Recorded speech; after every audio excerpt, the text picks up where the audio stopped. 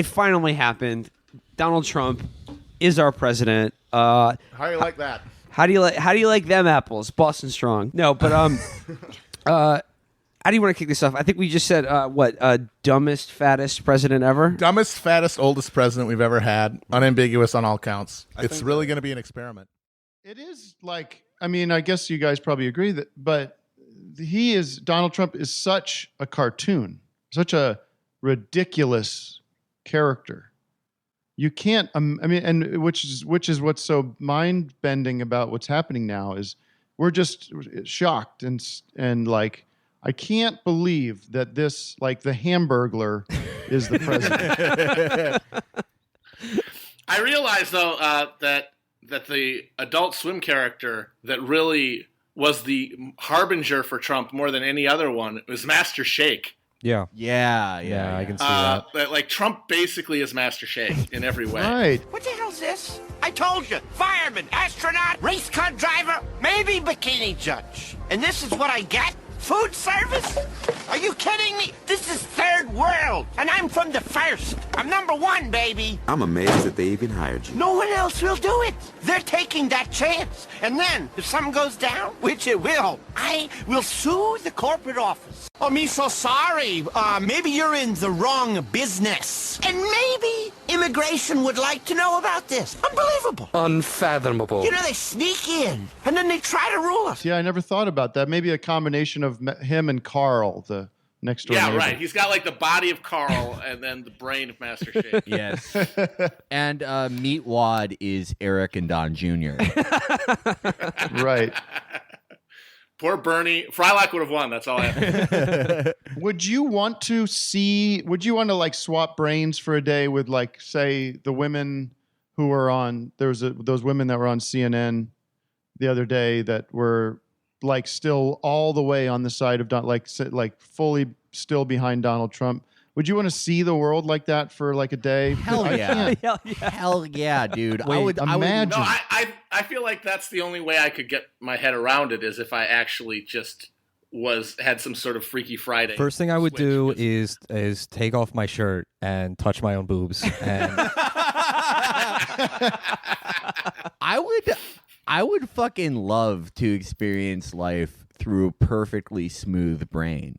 Like, it would be... Imagine having this guy who's just our dumbest, fattest, oldest president. An old man with holes in his brain who puts on his pajamas the moment it gets kind of dark outside and just fucking bumbles around like... He's bouncing around in the White House with no lights on, like Scrooge with a candle on a little little holder. He's sitting in a race car bed inside a bouncy castle, watching like Paula Zahn and being like, I tried to fuck her by buying furniture with her once. She's never been fair to me. And looking at that guy and thinking like either like this guy is going to bring the white race back, or thinking this guy everyone's going to respect us now. That would be awesome. Tim, what did the ladies on CNN say though? What? What did the ladies on CNN who were still a fan of him? I just caught a clip of it, but they had interviewed people that were, they're just like, do you approve of his job so far? And they're like, absolutely, he's doing an amazing job, and he's the greatest. And they were just like still fully in the tank, fully. That thing where he watches a mediocre sketch comedy show every single week and then screams onto the internet for 5 hours afterwards. Right. That's good. That's good great. president. They're actually rattled by that fucking show. Did you see that interview with Sean Spicer from this grinning Fox News imbecile asking him about it? And he said they're too mean now. Yeah, he said SNL's too mean, and but he said like, oh yeah, it was funny. That was so amusing. Like this fucking stupid show. I do want to know how you can have a brain where you walked around furious for 8 years that Obama one time said that there were 57 states, or that he took his suit jacket off in the White House, Oval Office, and then be applauding like a guy who's like rubbing KFC grease on an original copy of the Constitution. Yeah, and his closest advisors are a guy that ran a blog and his real estate developer son-in-law, who's 36 years old, no government experience, no foreign policy experience. Yeah, it's good. Trump is how would that play in an Obama administration if he if he brought on, let's see, who would he bring on? Ezra Klein? Well, no, like the thing about him, about how Bannon is going to be on the National Security Council. Yo, dude, Bannon is a shoo-in for the National Security Council. Bannon uncovered cultural Marxist themes in shows like Dora the Explorer. He found out the real threat to America. He's going to be at home there. Him and fucking Mike Flynn, who endorsed guerrilla mindset. The equivalent, I think, would be if, Barack Obama, his first 2 weeks in office, he's, ladies and gentlemen, let me be clear, my close personal friend and advisor, the Honorable Reverend Louis Farrakhan, will now be in the Joint Chiefs of Staff. And Keith Olbermann now will be sitting on is my lead advisor on anything I do will go through Keith Olbermann. I mean, it's funny, though, but, like, I think it underscores the idea that, like, politically and even just personally speaking right now, like, hypocrisy no longer matters at all. Or just, like, identifying some hypocrisy in public statements of politicians or other public figures is just a mug's game at this point. Like, it really doesn't matter. Okay, By the way, I've been calling Mar-a-Lago, just sort of when I've in my free time, and I keep telling people that my name is Jonathan. I'm from McDonald's, and I have an order for Mr. Trump that I need to drop off. We have 25 Big Macs. I'm going to start becoming this guy named Jonathan who works for McDonald's. That's like clearly been given large orders to deliver wherever Mr. Trump is. Okay. What's fucking amazing though is that like Tim and Will, you guys bring up a good point that these are all people who ingratiated themselves to Trump by kissing his ass over the course of a year. Trump is so easily influenced. Like the other day, he talked to King Solomon of Saudi Arabia on the phone, and King Solomon is 80 years old and has advanced dementia. I would be fucking shocked if King Solomon could tie his shoes. Shit. But Trump, like, after talking to Solomon on the phone, because Solomon talked about a two-state solution in Israel-Palestine, Trump, who's never talked about this for like 10 years, is like, yeah, that's actually a good idea, and Israel should stop building settlements. He talks to this man who literally has the fucking mind of a child from Dementia, who isn't actually running Saudi Arabia, his son is, but he just hears this doddering old man. And because the guy has like a bunch of airplanes and Trump respects him, and because he has such a child's brain himself and is influenced by anyone, he's like, yeah, actually, I love Edward Said. Fucking love that book. Palestine, Free Palestine. Well, I mean, just by the name King Solomon alone, that must have carried a lot of weight for Trump. I've actually been talking to King Solomon about this. So it's kind of a big deal. He said that we should just cut Israel and Palestine in half down the middle. Right. I have a meeting with Midas later in the week that I'm excited about. Folks, national debt, don't worry about it. Midas is coming over. This Jew wandered into the White House and he's got some good ideas. But yeah, just like going back to this idea of like trying to do, weird, absurd, satirical comedy in a universe now that has just become that without any mediation whatsoever. The idea of Trump just as a TV figure himself and someone who's still obsessed with television, right? Like in the New York Times article, it talks about how like he just mumbles to himself about Don Lemon or something. He's the fucking president. And then his whole thing with Arnold and The Apprentice, like he still cares about the fucking Apprentice. Like if they could, like they were like, Mr. Trump, you can still host The Apprentice. We've talked about this. He would be both the president and the host of The Apprentice. And the ratings would be good, though. The ratings would be better. Oh, they'd be great. I don't know why SNL just hasn't invited him back on. Like, of course he's going to say yes, and it would just be this weird, stupid spectacle that would be way more entertaining than their normal stuff. Yeah, I mean, I'm not a big fan of the Baldwin impression, but I think it gets him riled up. I mean, I don't know if that's a good thing now that he has the nuclear codes, but... Well, What's the coordinates for 30 Rock? Well, 30 Rock is close enough to Trump Tower that I think they're in the clear. He's not gonna launch a nuke on anywhere near that tower, beautiful tower. Well, I was just reading this weekend about how President Nixon in the Oval Office on Sundays would call in plays to the Washington Redskins while he was going over bombing targets in Cambodia with Henry Kissinger. He'd have a phone in on each ear, and he would be literally calling the Redskins sideline. And I'm just wondering, Like, what is going to be the Trump version of that? Because he, let's be honest, he probably doesn't really care about sports outside the fact that it brutally segregates people into winners and losers. But the actual game itself, I think, probably bores him. He's going to be calling Vince McMahon and saying, make John Cena do a suplex. yeah. What was the story I heard about him having a Jean-Claude Van Damme movie on his plane that he would watch? Yeah. And just fast forward to the action scenes? Yeah, he doesn't even know. He literally doesn't know how to watch films. Right. Like, he fast forwards through them until they get interesting. It's terrifying. It's like he's beyond any parody you could make of how stupid and lazy he is. It's insane. How is this president? It's insane. I mean, like, this is insane. We were talking about this the other day, but like, it's not so much that you can't really exaggerate what a fucking bumbling oaf dipshit smooth brain Trump is, but the joke kind of is how much he destroys the illusion of American exceptionalism and the respect for these offices we're supposed to have. Like, the real comedy is that we have all these offices we're implicitly supposed to respect for whatever reason, and now that Grimace is in there, it's like, well, no, yeah, we told you all this shit was stupid because look who's in there now. The damage is done. Yeah. They're never going to get the stink of Hardee's out of it. Yeah. Dude, it's going to be there forever. They're going to have to burn it down and start over again. Well, that's his Secretary of Labor is the CEO of Hardee's. Yeah, exactly. Hardee's guy, yeah. That's why he picked him. Yeah, exactly. Yum Foods. I mean, this is literally a guy who got mad because he didn't realize that he had put Steve Bannon on the National Security Council in the executive order that he signed because nobody told him what was in it, because it literally didn't occur to him to read it. Well, that's so good. Well, this is what's fucking terrifying, and I think Electric Intifada had a piece about this the other day about how, like, one of his top advisors, this guy Stephen Miller, was college chums with our good friend Richard Spencer, and this guy is like the policy mind in the White House.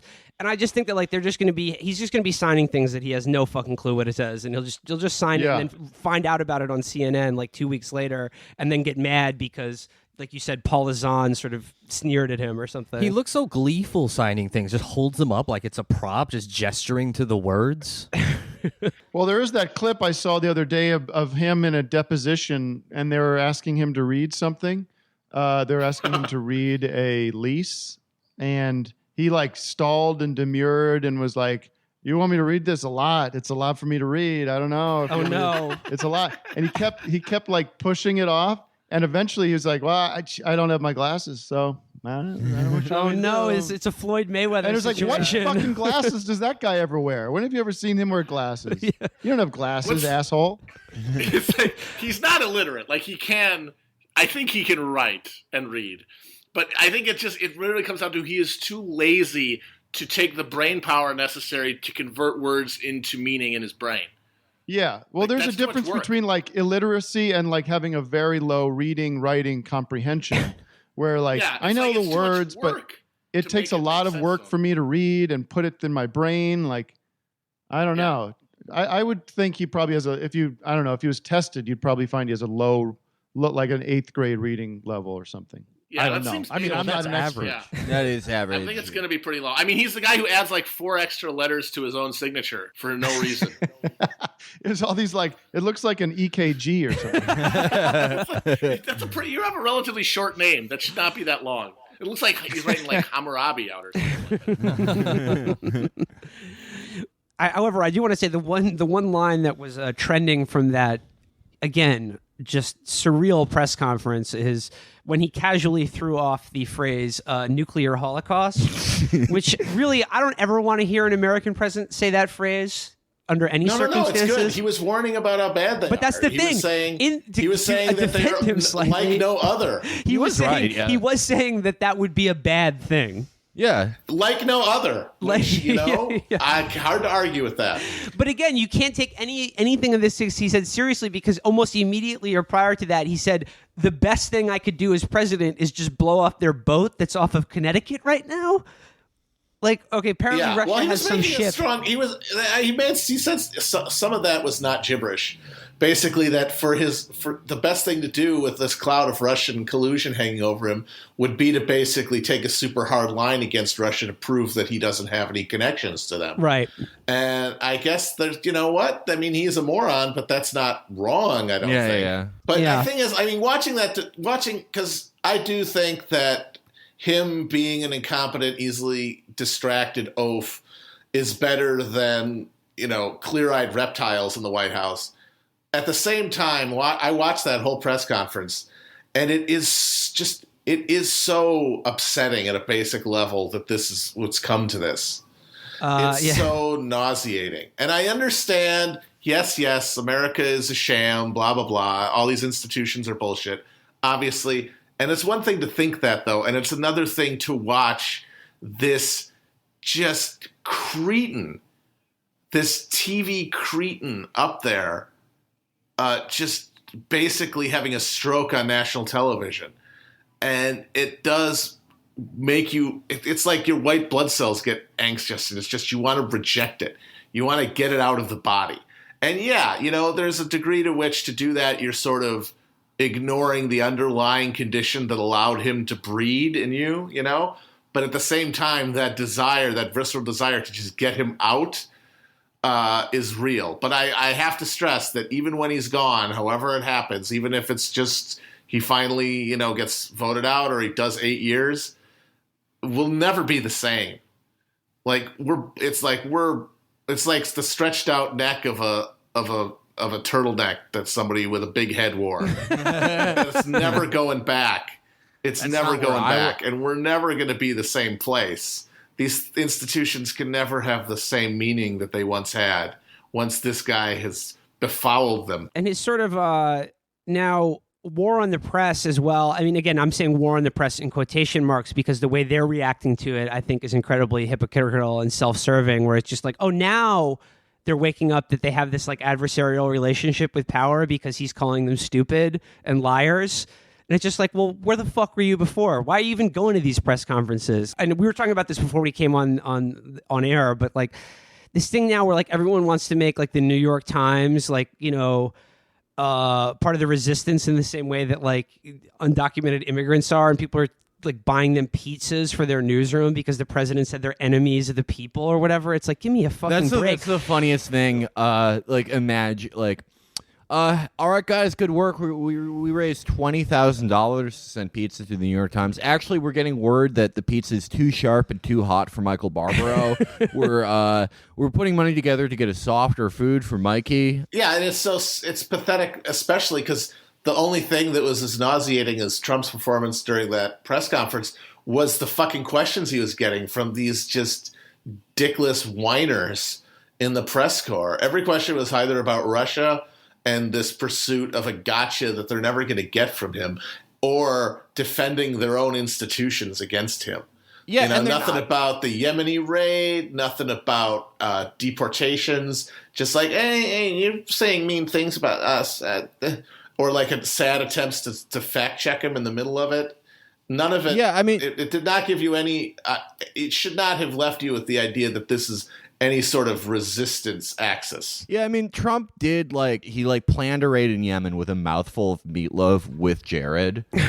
Just the worst ideas he could have had. Totally fucked it up. Killed a 9-year-old girl. Killed 30 civilians. Just completely... Got a precious operator. A precious operator. Those don't grow on trees. There aren't operator trees you can have. But because it's it was about as bad as most of the drone operations in Obama's first year, to be honest. And this is not a thing that the press gives a shit about. And then, like Matt said, their defenses of the press aren't really about this is an institution. There has to be an adversarial press. This is a chilling effect on free speech. It's mostly you said mean words to us. It's not even this institutional defense. It's just the continual backpatting that has gone on with the press since November 9th, combined with their fucking bullshit hurt feelings. Well, Matt, my favorite are the MAGA people who are, of course, incredibly impressed by his wealth and business experience, who are, in the midst of, let's be honest, one of the most ridiculous beginnings of a presidential administration ever, are just like, this is what it feels like when the adults are in charge. Yeah. They're like running America like a business. Yeah, I mean it is run. It's run. Like a business. That's true though. It's run like a small business owned by a cokehead. Yeah. It's exactly what the country is like now. The country operates completely on greed, petty grudges, just insane issues from your childhood that you never worked out. I mean, dude, like I'm getting annoyed trying to run our LLC. Me too, imagine we were running the fucking country like we're trying to do this fucking show. Boys, we got to start doing cocaine. Done and done. Yeah. I actually done. It's haram. But I love the Mar-a-Lago thing. I love that, like, all these new White Houses that are just cropping up because that's where he wants to be. And Matt, you had a line that really stuck with me where you're like, he's deciding U.S. policy towards North Korea, which basically decides almost the entire security defense policy of Japan, which they rely on. Just sitting outside on a nice golf course next to just tourists stuffing wedge salad in their mouth. It's so cool. Yeah, like people taking pictures of them and the table and putting them on Facebook. Dude, did you see the guy who took the photo on Facebook of the guy who has the nuclear football? Those are my favorite thing. Yeah. I mean, I mean, we keep coming back ever since November 8th. We keep coming back to No Country for Old Men. But the quote that keeps getting me with this shit since he's actually been sworn in is what the El Paso sheriff says to Ed Tom Bell about Chigurh. It's just beyond everything. I you know what I always it's go just back that's to all that I end up thinking. Like when this shit happens, it just like overwhelms my ability to process it, and I just end up thinking, it's just beyond everything. You know what I always go back to thinking of is when Trump made that like dumb military speech in San Diego near that base, and there is these SEALs were driving this fighting vehicle around. They had Trump flags all over it.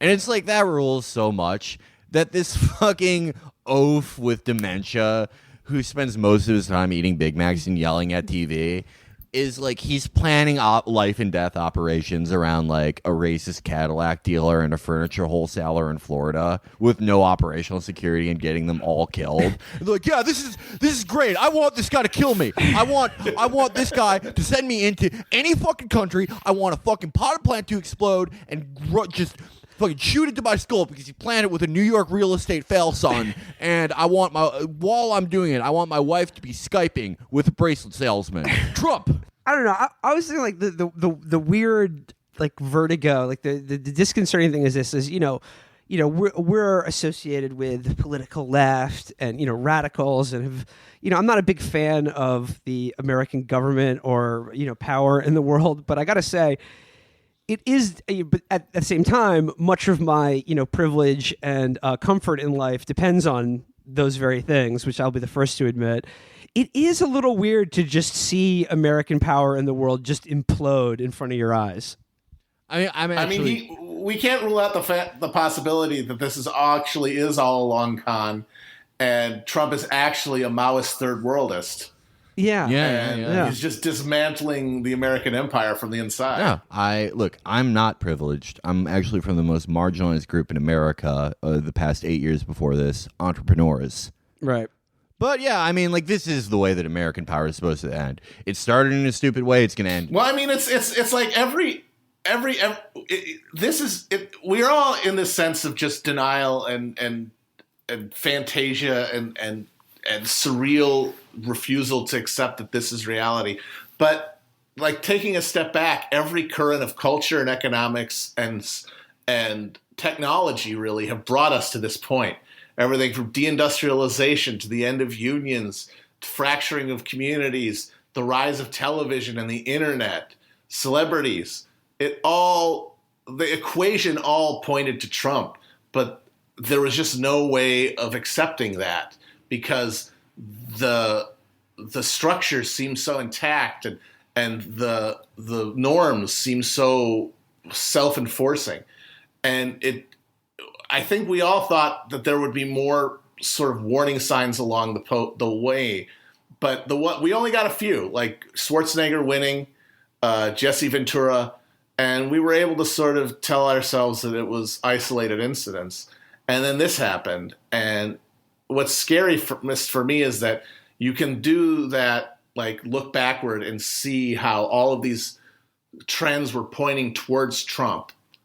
And you could even argue that, like, you know, modernist and postmodernist art in its entirety was all presaging Trump. Like, you can see the sort of insights into where we would end up in every commentary on American society before we got here. But all of it points to Trump, but nothing points beyond him. And that's what's the scariest thing, is this is surreal and insane, but there really, at this point, there's no guideposts for the future. Like, it's going to be a different thing, but specifically what that form's going to take, I cannot even begin to fathom. So what the fuck did we say we were going to actually discuss here? Trump's tax returns? Yeah. Oh, how about it, boy. folks? Here Sir, it you comes. son of a bitch. You epic son of a bitch. Sir, how dare you, sir? Yeah. That was the big news drop this week. Man, wasn't that funny when everyone was just like, 9 p.m. tonight, it's going down, folks. Tell your kids, they'll remember where they were, like the fucking moon landing or something. I missed that. I missed all the hype. Oh, Was I it missed big? all of it too. It I was was watching so a movie, and then like I just come back and I'm like, what the fuck is everyone talking about? And Rachel Maddow or whatever. Yeah, it turns out that Trump, there's a little box you could check on the tax return, and it says, "Can I be president ever?" And he checked no. He's closed, he's not everybody. president Do anymore. not It worked. fill in anything in this space. Okay. Any day now, libs. Any day now, it's going to happen. Someone on the TV box is going to swoop in and save you. Yeah, I was playing GTA 5, and every, like, when I'm like playing a video game or abusing myself, and you know, like an hour goes by and I don't check my phone, I like to try to check it every hour to make sure that no one's like there's To see if not Benzino has dropped it in the if Benzino's yelling at me, or also if there's an organized campaign of people yelling at me for something I said, because that's a fear, you know. I was checking that and make sure nothing bad was happening, and then they were like, "It's going down tonight," and I was like, instantly knew it's gonna be nothing. When you see like all the fucking guys who have sick of both sides in their bio, like say something's going to happen, it will never happen. Never happened. Even if he had paid nothing in taxes, even if he had been on Medicaid at the time, nobody would care. I got food stamps. I would go down with ODB to the place and load up government cheese all day. It was fantastic. He was like old dirty bastard. His fans already... He was taking Ivanka in a private helicopter to pick up food stamps. This is a great gag. Even if like the 45% of the country that loves this guy, they probably already think he pays nothing in taxes. You know why? Because he's smart. He knows all the deductions. That's what we need, a smart guy. Like, what even would be the one thing in the tax returns that would make people go like, "Oh shit, you know, I'm not voting for Trump anymore"? He signs it's like, sign this box if you're not racist. He took the gay deduction. Yeah. That's how you. He's like, I'm smart, okay? I wasn't gay, but they're giving money away for it. Yeah. He also, like, people, whenever he responds to any of these dumb shit things, people are like, "Oh, are we getting on your trail to the check from Putin, Mr. Trump?" And it's like, he would, like, issue a press release if Benzino insulted him. He knows everything that people say about him all the time, responds to all of it, because he's like a fucking neurotic asshole. It's like you're never like getting to him, but he's just in a constant state of yelling at people. Well, he doesn't know what we're saying about him. Only Barron knows. Yeah. Barron's a premium subscriber. We make only $1,000 a month from regular subscribers. Barron pays for us $49,000 a month. Barron posts on the subreddit. Yeah. Well, Matt, I know this is one of your hobby horses, but I did see a story the other day about how this most recent ruling that's come down against his second Muslim ban, apparently he was so upset about that, his aides had to calm him down by showing him television. This is I swear to God, this is reported in Politico, and they were He's getting fussy, folks. We need just to watch sue some them. TV. Just sit down in front of the TV for a little bit. And then he turned on, he watched MSNBC, and it calmed down because he saw Alan Dershowitz say that he would win the Supreme Court case. And then he went from that straight to like some other rally, and he was just all hyped up again. He was like, I got a great review. The most respected legal expert in America said I'm going to take it to the Supreme Court and win. And it's like, I think, well, we all know he's why he respects Alan Dershowitz. Oh yeah, they love pizza. They have a lot of pizza parties He's together. taken a lot of flights with Alan before. They've gone on many work vacations together. So I think the main takeaway from the Saudi trip is we need to talk about the orb. David, did you see the orb? Are you familiar with this? Yeah, the thing that it's constantly occurring to me, and just where I think I've reached some sort of apex of that feeling, and that the symbolic nature of this thing he did, the thing he just prostrated himself in front of the Saudi king, and he's doing all these things. And I'm not going to get into that whole if Hillary did this or Obama did this. Can you imagine the outrage? Because it's all true, but it's boring at this point. But to his followers, and I'm talking like the crazy 20%, the fringiest 20-25%. He has consistently done things that would freak them out, and if that, and I always think that's the thing that's going to turn it, but. If that motherfucking orb picture doesn't do it, what is then the cognitive dissonance that these people have to they have to set their alarm and get up every 3 hours to make sure that there's still that dissonance between what is happening in reality with their professed love, their cult leader, and what the reality is, and what the perfect example of that. We had to do some research on that. We had to find out how Alex Jones was going to process. So I went on it, and InfoWars had an article, and it was just aggregated tweets of people freaking out about the orb with the attitude of, look at these hysterical liberals. It's just an orb, folks. It's like, are you fucking kidding me? Yeah, that's a perfect example of what I'm talking about. He's with a group of inbred billionaires who have slaves and openly finance terrorism, and they're like, triggered much? Like Trump could fuck kids on Periscope in comic ping pong, and they'd be like, Look, what age isn't a social construct anymore, liberals? My daddy had an orb. His daddy had an orb. But good old time orbness. It looks like the most evil globalist ceremony ever. It looks like they're literally contacting Satan. But their eyes are closed. I know it's so fucking trite and annoying, and I haven't done it yet, so I will save it for this one. But imagine if Obama, I mean, seriously, if Obama stood there, these people would be they'd be armed right now. They'd be at where was the place that in Texas where they were going to? Jade Helm. Yeah, Jade Helm. They'd be at gathering right now at Jade Helm, looking in every direction with those little sound, parabolic mics. Well, Alex Jones did do, because I read the article and I was infuriated because I'm like, if this orb isn't it, what is it in terms of the Illuminati signaling? But then Alex Jones himself did a 20-minute YouTube breakdown of the orb. So I'm like, all right, great. And he actually did say what I was hoping for. He's like, folks, I know a lot about orbs. I know all about the history of orbs and how they relate to the occult, folks. It's the most studied shape. Yeah. and the whole thing, he's basically bragging throughout about how much he knows about the occult and specifically orbs and the history of orbs. But it's just him talking about Lord of the Rings and the Palantir. And showing clips from the movie. Yeah, so everything's fictional. Well, All his- told me it was all okay to be his- weird growing up. He does information comes from fiction. basically say, these guys, this is total informational awareness. They're creating a system so that they will be able to control all of you. But then, then you're thinking, what about Trump? And he doesn't even mention Trump. He's like, I think they just let him in there and he didn't really know what was going to happen. It's like, wait a minute. So this is a worldwide Luciferian conspiracy to control all of us. And the guy who's going to defeat it doesn't know why he's in a room. But it He's was a photo op to his birthday party. And you're like, why is everyone here? Yeah, it's like hinging, saving the world on Abe Simpson.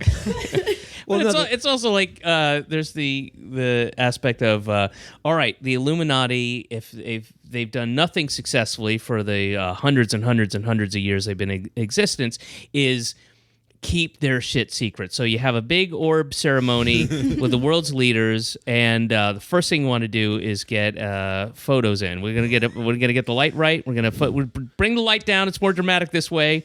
Yeah, that's why I like the Illuminati shit so much. It's like, yeah, the world is a zero-sum game. We have to kill all these people. We have to control birth rates. We have to fake 9/11 so we can, just roll back civil liberties and do a forced breeding program. But also, what if it was like a scavenger hunt? Well, you mentioned like Alex Jones sort of leaves Trump out of the equation and be like, folks, I just think they just brought him in there. He just photographed him. I like the idea that Trump saw the orb and then asked it a question like, am I under indictment? Ooh, outlook not so good. Yeah. And then, but if that's what it said, he'd be like, folks, it's a garbage orb. I never liked this orb. But low class orb. Why isn't it gold? It was glowing and illuminating the faces of King Salman and Sisi. Globe. Yeah. Like they called them globalists. They were holding a literal globe. I don't think Trump's advance people did anything to vet any aspect of this trip. You remember that big dance that happened, that big banquet where Steve Bannon looked like he was about to get murdered? Frightened. Well, what I thought was so interesting about the dance and all that shit is like, yeah, any single president would have done this. Bernie would have gone on this trip, as much as people don't want to admit it, because we have a long-standing tradition dating back to FDR of reifying the Sauds.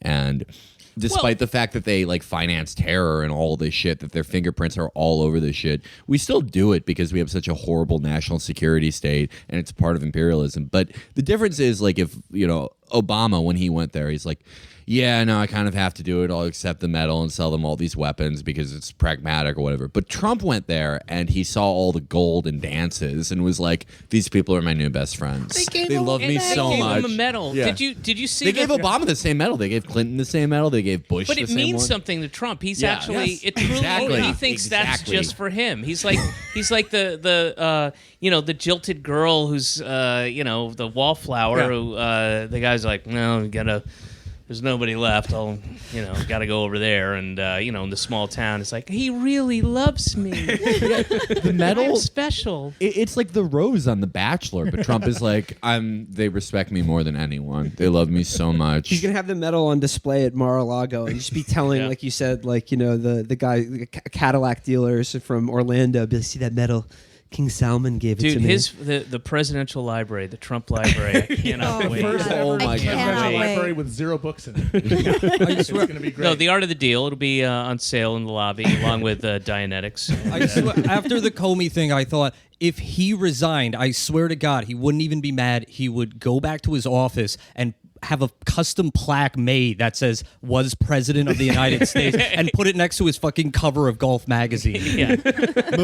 Most people have to be president for 8 years, but I got so much done. I thought I just wanted to get back to deals. And also, it was bringing me farther away from my religion. I'm Baha'i now, by the way. It's the last thing I saw. Yeah, Deliverance in Saudi Arabia. It's actually called the Jews' Comeuppance. Speaking of the Jews' comeuppance, Trump went to Israel right after that. So, Trump did birthright. I learned so much. He went from the Middle East to Israel. I learned so much. I made so many great friends. I had my first sexual experience, a condom blow job in the old city. I think this IDF's chick really liked me. No, Trump went to Israel, and as we say, almost as funny as the orb picture was the picture of him fisting the Wailing Wall. Yeah. And I think, as David Roth pointed out, he was doing his like alpha handshake technique to the wall. Yeah. He was like, I'm getting my hand, I'm wedging it way in there. I hope you can feel me, God.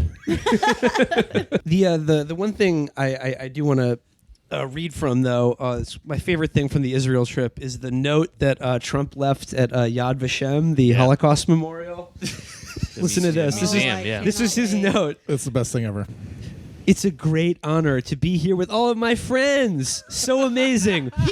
And we'll never forget, all capitals, exclamation point. That's from Barfly. That's lifted directly from Bukowski. Drinks for my friends. He is such a 19-year-old girl on Birthright. XO. Yeah, stay cool. Yeah.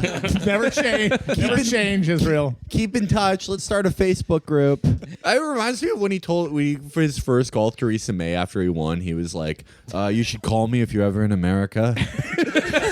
That was so awesome. Did he say that? Is that a quote? No, he really said that. Yeah. You should call me if you're ever in America. If you're like, the head of government for the United Kingdom and you're just hanging around DC, you want to know where there's a good Thai place. I literally can't tell you. I only eat gray meat. This is how I talk when I'm forced to talk on the phone and I panic. Were there any other good hits from Trump and Israel? Did he do anything else funny? Well, I mean, there was the thing about Masada, which is just he wouldn't. one of the most perfect he wouldn't things go there ever. because they wouldn't let him. Wouldn't let him. The fact that he thought that he this highly symbolic place. That he thought he could land his fucking helicopter on there. And then when he found out he couldn't and he'd have to take a tram, he said no. Yeah. I want a base jump on the Second Temple. He the funniest thing he did there, I think, was he was at some bullshit conference with Netanyahu, and he said, "By the way, to be clear, I never told the Russians that it was from Israel." I'm telling everyone now that it was Israel by saying that. I know it was just speculation. Nobody even said anything. He changed his Twitter banner image to him wearing a yarmulke at the Wailing Wall. Yeah. So Trump is Jewish now. They give that, made 3 days. They tops. made the sell. They made the sell tops. because Birthright, they're really persuasive. They're really good at it. And you think of how many Jew jokes he's told over the years. Oh, God. Like thousands of Jew jokes. And how most of them to Jared's face. Yeah. Good one, Dad. If I did have a car, I would stop to pick up the dime. Well, when he was on the campaign, he was speaking in front of he was giving an event in front of a Republican Jewish group, and he said something like, "I've always been good at deals, just like you people. Yeah. You understand?" Yeah, he was in the He home. totally unself-aware says "you people" all the time to any group. And he went to the homeland of the deal, where the deal was invented. That's what Ecclesiastes is. Ecclesiastes is King Solomon looking at all the deals he made, and he said, "But was it worth it?" Yes. Here are the principles for making a great deal. First, all is meaningless. Yeah, I mean, the 10 Commandments are the first contract. Yeah. Abraham being told to kill his son is just like, "Well, I just want to see how far you're willing to go for your boss." Yeah. You start from a point of negotiation. The first thing I want to talk about, actually, that came out during the week, and I knew I'd have to mention it on the show, is this interview that Trump did with the New York Times, with the lying, failing New York Times. That it was one of those things when it started going around Twitter. People were screen capping it and stuff, and I didn't know what was a Photoshop and what was the real quotes. Yeah. And it turned out almost all of them were real. It's a great article to read if you want to experience the feeling of having chronic Lyme disease. Your body gets real achy, and you're kind of double vision, and you're really tired all of a sudden. I've highlighted a few selections from this. This is, I think, Maggie Haberman says to Trump in Paris, he says, "I don't think I've seen you look like you were enjoying yourself that much since the convention, really." And he's saying how much fun he looked like having when he was in Paris. And Trump goes, "I've had the best reviews on foreign land. So I go to Poland and make a speech. Enemies of mine in the media. Enemies of mine are saying it was the greatest speech ever made on foreign soil by a president." I'm saying, man, they cover, and then in brackets, garbled. You saw the reviews I got in that speech. Poland was beautiful and wonderful. The reception was incredible. And then he goes, and then went to France the following week because it was the 100th year, inaudible. The Paris Accord. I wasn't getting along with France for a little while because people forgot, because it was a very unfair agreement with us. China doesn't get garbled until 2030. Russia goes back to 1994, garbled. How much of this interview did they just unable to be transcribed? It'll be great if he's actually saying garbled. He's getting nuts enough. I can just see him just throwing in the word garbled left and right. He's trying to bite through a jawbreaker during the interview. I've actually done it before when you weren't in the room. I'm the only man to ever bite through a jawbreaker. I just want to say, hey, before we keep going, you're going to see it, but David Cross, guess who was right about the dementia thing?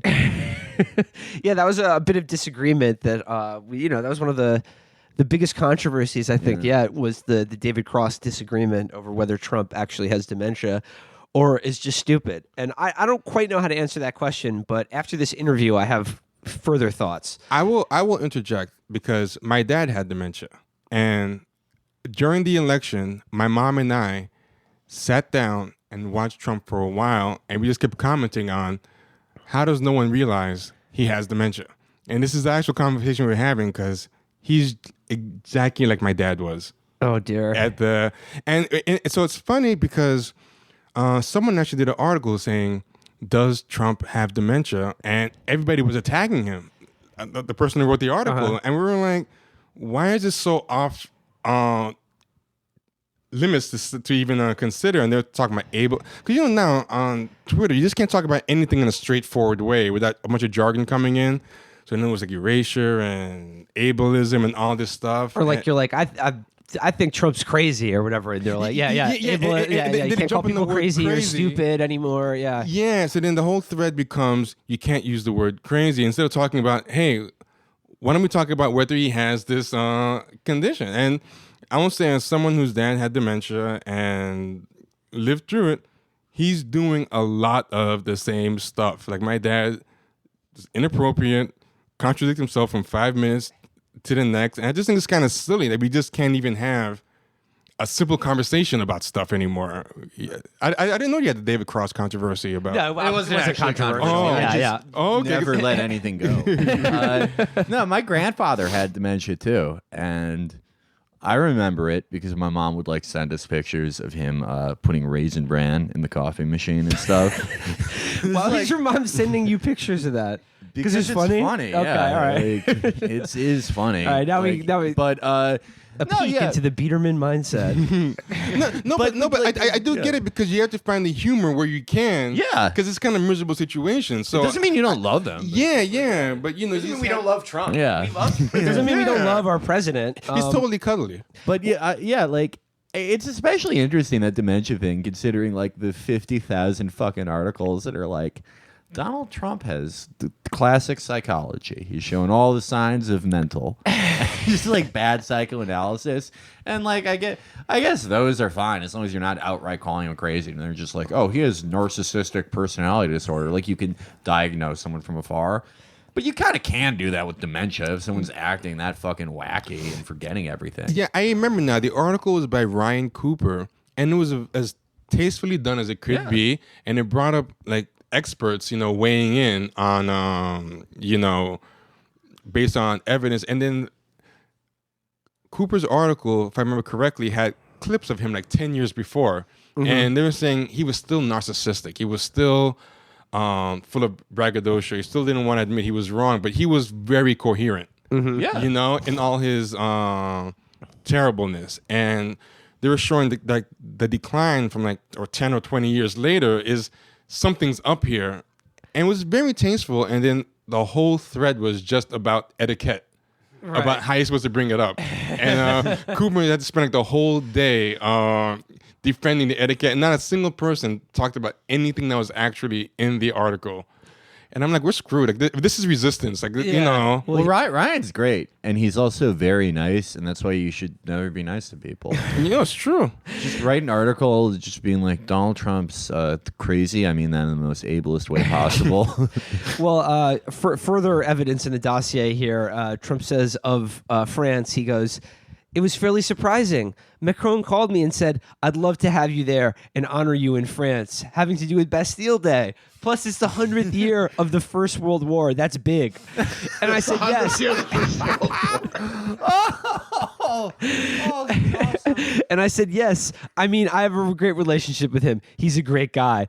Maggie Haberman says, he was very deferential to you. Very. Trump says, he's a great guy. Smart, strong, loves holding my hand. Haberman says, I've noticed, Trump, people don't realize he loves holding my hand, and that's good as far as that goes. I mean, really, he's a very good person and a tough guy. But look, he has to be. I think he's going to be a terrific president of France, but he does love holding my hand. I saw that online, and I was like, this has to be a joke, right? Yeah. Like, this is people making fun of him holding hands with Macron. But no, he wanted to emphasize that point 3 times. Macron loves holding my hand. Well, I think what happened there is that because, he does this juvenile dipshit power move whenever he meets any of these guys where he tries to, pull them in with the handshake to show that he's the alpha. And Macron, of course, like got into that wrestling match with him over it because he's also an insecure dipshit and can't let anything go by. So he had to fight with him. And I think at some level, like Trump is pissed about that. Maybe like, oh fuck you, buddy. You think you can do it? And so he's turning his attempt to stop him from dominating him with a handshake into, oh, you like holding my hand, huh? Oh my god, You he's really such an like internet troll. There's one more here. This is he's talking about Haberman. They're talking about like repealing Obamacare and his troubles, or the Republicans' troubles trying to find a way to repeal and replace Obamacare. And Trump says nothing changes. Nothing changes. Once you get something for pre-existing conditions, etc. Once you get something, it's awfully tough to take it away. Maggie Haberman says, that's the thing for 4 years. When you win an entitlement, you can't take it back. Trump says, but what it does, Maggie, it means it gets tougher and tougher. And as they get something, it gets tougher. Because politically, you can't give it away. So pre-existing conditions are a tough deal because you were basically saying from the moment the insurance, you're 21 years old, you start working and you're paying $12 a year for insurance. And by the time you're 70, you get a nice plan. Here's something where you walk up and say, I want my insurance. It's a very tough deal, but it is something that we're doing a good job of. Okay, what did he say in that paragraph? Can anyone make any sense of that? Insane gibberish. I hate to credit. There's some guy on the internet who had a theory about this, and from what I understand, he's kind of a dork. But I can't. There's no other explanation for it, and it is that the thing he was talking about the $12 and the fucking 70-year you get a great plan is that there's a commercial that shows a lot on Fox News for the Gerber Life Grow Up Plan. Which is like cheap life insurance you get for your baby that they can like cash in later on in life. What? And they say in the commercial, $12 a year, $12 a year. That's it. No, that's absolutely it. That makes sense. That has to be it. It's the only thing because he doesn't know anything about anything. When he has a specific number like that, he heard it somewhere. Yeah, I'm still stuck on... He watches Fox News 10 hours a day with the volume blaring. So how many times has he heard the words insurance and $12 a year next to each other? And that's literal, right? Like he literally watches Fox News that much, right? Yeah, I mean, this is Trump at his most relatable, to me at least. Explosive temper about stupid media bullshit that no one cares about. Just takes in endless media, but only remembers the headlines and small details that he garbles out later. And just very insistent on small power grudges against other weird people. Well, I was thinking about this, and I was talking to Brendan last night in the context of Trump's seemingly deteriorating mind and all of his legal troubles. Like the special prosecutors out there. I like that he told the FBI the other day, look, just don't look at my family's finances. This is about Russia. Genius. Like that's a great thing to tell the cops. Be like, yeah, just one thing. You have a search warrant, but just don't check my basement. Okay, let's leave that. That's my special area. All right, just leave it alone. So I think like the more he gets in trouble, and like let's say he's eventually impeached or prosecuted for something, he should just play up his senility like a mob boss, right? Uncle Jr. Vincent the Chin Gigante. Yeah, Chin Gigante, yeah. Yeah, exactly. So like Brendan was telling me Vincent the Chin spent like a decade or something? Like 20 or 30 years. Yeah, 20 or 30 years pretending to be senile and like leaving his house in like a bathrobe and just peeing in the street, even though he was still 100% sharp and it was all just kayfabe for the feds. I think Trump should start doing that and like, have the tubes going in his nose at the trial, the oxygen mask. Like, Jared, you never had the making of a varsity athlete. Yes. Oh, you're right, Dad. What about Jared? Stand-up guy. Strong, just like his old man. What do you think, Steve? Why take a chance? At least that's how I feel about it. There is the house in New Orleans. I borrowed money from my dad. So, in addition to Trump's defense, I like the idea that like his defense lawyers will have to say, look, Your Honor, my client didn't know what he was doing. You can't commit a crime if you don't know it's a crime. You can't commit a crime if you are insane. That's true. Yeah. True. Yeah. So I'll tell you what's another fact. Our president loves talking to world leaders. He loves talking to world leaders. He has a great relationship with all world leaders. So good, in fact, that probably people on his staff are sharing transcripts of those conversations with the rest of the country because they want people to know how deals get done and how President Deals does the art of the deal and negotiation. If you work in the business industry, like us, we've learned so much from this transcript with Australian Prime Minister. My earnings are up through the roof since I read it. Oh my God, dude, my EBITDA has doubled. Rule number 1: if you are trying to make a deal and your counterparty doesn't want to do the deal, just beg. Like when you I'll put it in Trump's words. Look, no one has held their breath since the 80s during an argument. It doesn't work anymore. But most people after that, they go, I'll give up my birthday presents. But they don't expect birthday and Christmas presents. And then you say you're going to run away if they don't have it. And then they have no choice. You back them into a corner, and then when they do it, you tell them that you love them. That was so funny. Like with Turnbull, all he just was, but I'll be sad if you don't do this. But don't you understand? I'll be sad. It'll make me sad. Libby, I mean, this was the big news when I woke up this morning. Did you follow this Washington Post thing about these 2 calls that he made to Turnbull from Australia and Nieto from Mexico? Yeah, absolutely. It was amazing. I also want to plug my colleague Katie wrote an amazing love letter composed just of quotes from Trump's calls, and it genuinely works. Like, it's not just it works as a love letter. It's amazing. Like, you just put it together and it does sound like Homer Simpson's love letter. $12? Get out of here. The Nieto call was okay. The Turnbull one was incredible, though, and there's just a few things I want to highlight. At the beginning of the phone call, Turnbull says, "Good evening," and Trump says, "Mr. Prime Minister, how are you?" "I'm doing very well, mate." And then Trump immediately goes, "And I guess our friend Greg Norman, he's doing very well." He just goes to the first Australian guy he knows, which is the golfer, Greg Norman. Yeah. And Turnbull says, "He is a great mutual friend." Yes. And Trump says, "Well, you say hello to him. He's a very good friend. By the way, thank you very much for taking the call. I really appreciate it. It is really nice." Is he selling Vitamix? Like, what the fuck? So then he goes on to talk about how there's like this whole deal that Obama had already negotiated with, a deal that was already done for America to take a certain, like about 2,000 refugees from this like hell island where Australia basically keeps in detention anyone who they catch on a boat from like the Pacific Island or New Guinea, trying Pacific Islands or New Guinea trying to enter Australia. Many of these people have been there for years. It's a fucking nightmare. And now Trump is basically trying to renege on this. I think that was the import of the call. And Turnbull is explaining to him that he was like, Trump is saying basically what he says is, "How will I look if I do this? I'll look bad." And Turnbull goes, "Well, you'll look like you uphold the commitments to the United States." And he goes, "Come on, what?" I said the thing. I said the thing about the refugees. Another quote he said to Malcolm Turnbull is, "This is going to kill me. I'm the world's greatest person that does not want to let people into the country."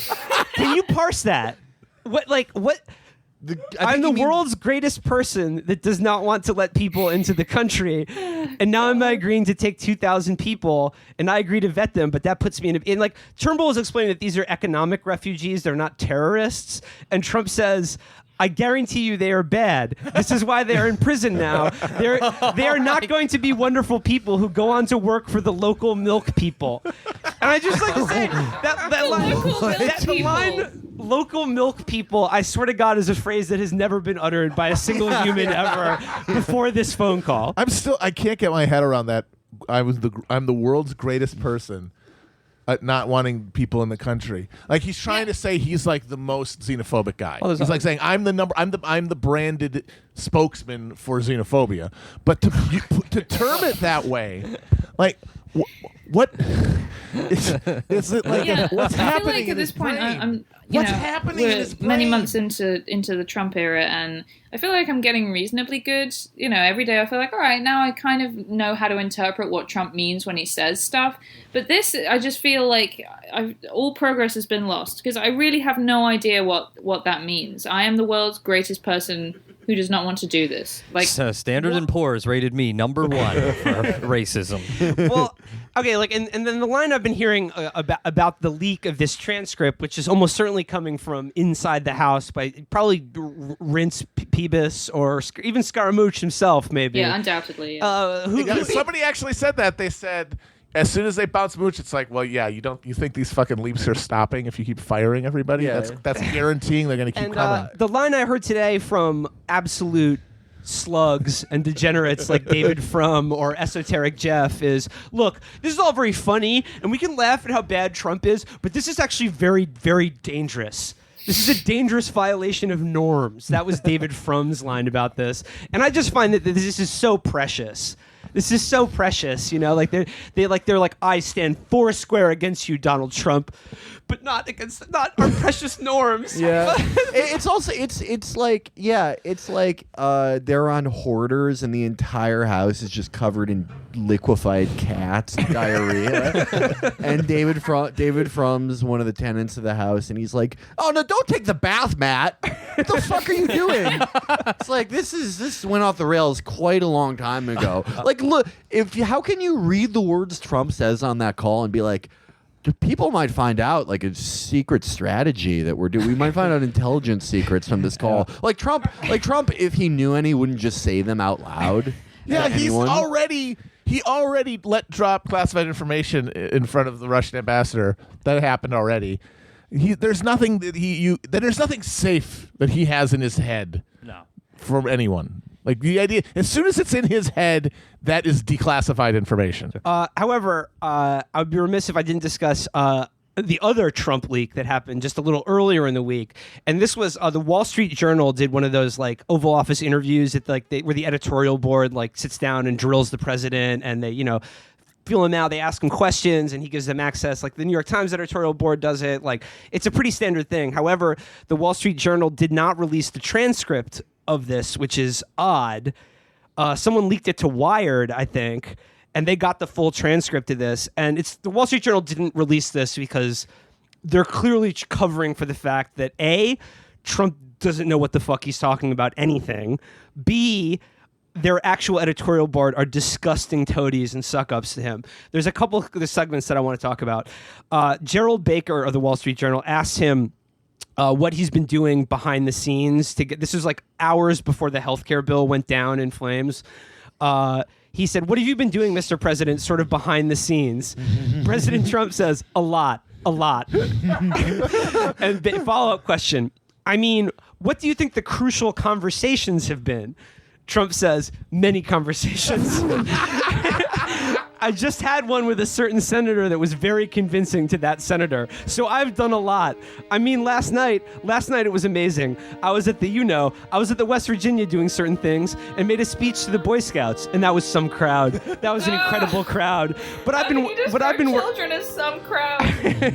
But I've been working hard trying to get senators to go along with it. And I think, look, you just don't quote me unless it happens, but I think we have a pretty good shot. And that vote's taking place at about 2 today, right? 2? Oh my and it worked. God. It was amazing. I'm kind of stunned though. How did going before a bunch of weebelos and telling them to smell your finger not pass healthcare?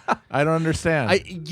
Look, silly season is over. We finally have a businessman in there, thank God. And he's using time-honored business tactics, like putting public pressure on his counterparties by telling a story about a boat orgy to children, by going up in front of a bunch of 12-year-olds and being like, I hate all the guys I fired. Two more bits from this Wall Street Journal transcript. This is Trump speaking of his son-in-law. He goes, "You know what? I don't even think of pardons. Here's why. Nobody did anything wrong. Look at Jared. Everybody. And we do appreciate your editorial. But everybody said Jared Kushner. Jared's a very private person. He doesn't get out. I mean, maybe it's good or maybe it's bad. What do I do? But at least people know how I feel. Jared's this really nice, smart guy who'd love to see peace in the Middle East and Israel. Okay? Again, it's just like, just the wheels just keep spinning. Maybe it's bad. Maybe it's good. What? What is the antecedent to that? I think that it's interesting because he is a president of deals, and we all know that that's the makeup of his. That's his DNA. I think that every moment, if you actually, this is a little theoretical, but if you were to zoom into his brain, every moment is a deal, and he's negotiating with like his own brain to come up with words, and he's like, I'd really like a good word to use here. What can you give me? They go, local milk people. And he's like, ooh, are you sure I can't get a better sentence than that? Local milk people, that's not too good. I don't think that's going to play. Like, that's all I got for you, buddy. All I got is local milk people. You better say it or else that's it. I'm out. He's like, all right. I'll go with local milk people. He's losing negotiations with his own brain. That was the original art of the deal. He's like, look, everyone...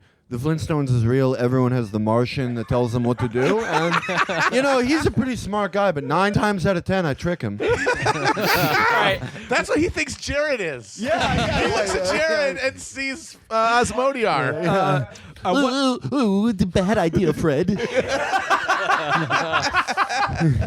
Jared committing usury in caveman times. Ooh, it's a living. He's got a Betty, no. He's got a pterodactyl calculator. Oh no, my Stegosaurus is writing an open letter against me. Okay, guys. All right, one more from the Wall Street Journal transcript. This is the best. This is just ant colony brain. Just ant farm in the brain. Listen to this. Okay, so he goes, and this is actually relevant in terms of the phone calls he did with Mexico and Australia. So he says, so I deal with foreign countries, and despite what you may read, I have unbelievable relationships with all the foreign leaders.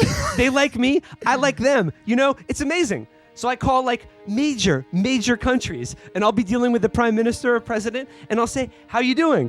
Oh, not well, Mr. President? Not well? I said, well, what's the problem? Oh, GDP 9%, not well?